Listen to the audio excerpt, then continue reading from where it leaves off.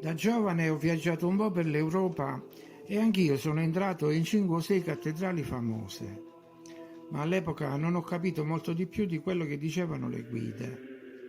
Troppo inesperto, troppo ingenuo, mi fidavo di quanto era scritto sugli opuscoli illustrati. Mi includo quindi nel gregge delle pecore, dei turisti mordi e fuggi. Gli asini erano gli altri. Naturalmente gli animali non c'entrano in questa storia, è solo per fare un discorso adoperando luoghi comuni condivisi.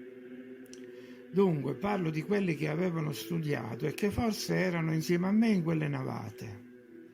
Professori ed esperti di arte, storici medievali, ma soprattutto architetti, quelli che hanno la presunzione di ritenersi ordinatori dello spazio costruttivo, quelli che dicono di avere una visione plastica degli edifici, una visione che sfugge agli altri. Ebbene, in questo caso danno prova di scarsa competenza. Quanti visitatori saranno entrati in quelle cattedrali? In alcune delle più famose ci vanno decine di migliaia di turisti all'anno. Certo, quasi sempre si tratta di giovani studenti, di gente comune in gita domenicale, di pensionati in viaggi organizzati. Questo accadeva prima, tutto prima naturalmente. Ora non so cosa succede e non lo voglio nemmeno più sapere. Ma, ripeto, non parlo di chi non ha studiato o potuto studiare o di chi non ha imparato niente di pratico. Parlo dei geometri che frequentano i cantieri, dei disegnatori, dei progettisti, dei direttori dei lavori, dei critici d'arte. E mi chiedo, è possibile che a nessuno di loro sia mai venuto in mente il fatto che 500 o 1000 anni fa, con la tecnologia associata a quei periodi, non si potevano assolutamente realizzare quelle opere?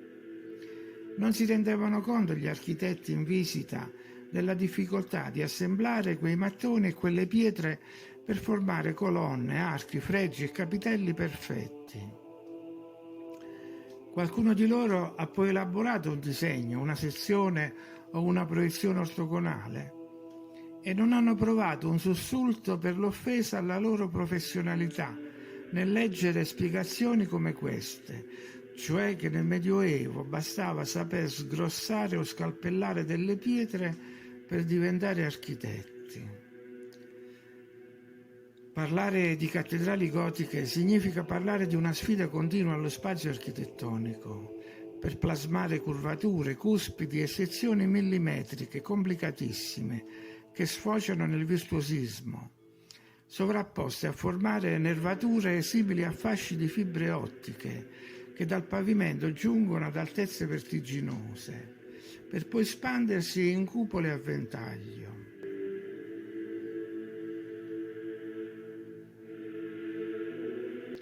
Senza dire dei particolari costruttivi che si ripetono uguali in ogni cattedrale, in paesi diversi, in continenti diversi.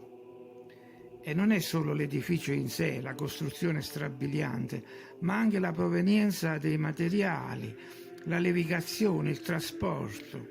Chi se ne occupava e come? Insomma, cosa ci è successo? Non riusciamo proprio più a vedere la realtà. Una sola di queste sezioni testimonia capacità tecniche sorprendenti e dovrebbe sconvolgere le nostre conoscenze.